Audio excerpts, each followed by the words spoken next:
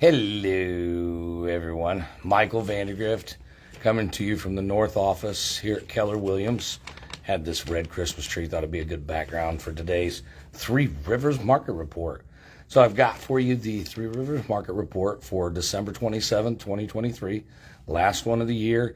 And I think we're going to see a lot of good things in 2024, especially with the interest rates dropping, which we know is going to increase the market. And we're seeing that too. We're seeing the turn.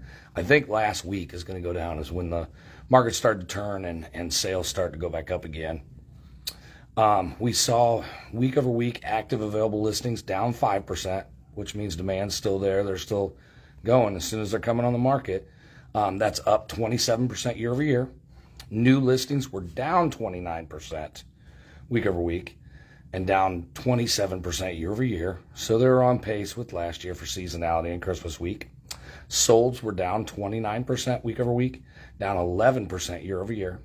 Pending were down 22% week over week, but up 27% year over year. So another bright spot. Median sale price came in at $232,500, showing 8% appreciation versus last year, week over week. Days on market did increase some to 25 average days on market, 9 median. That's versus last year at this time, it was 17 and 5.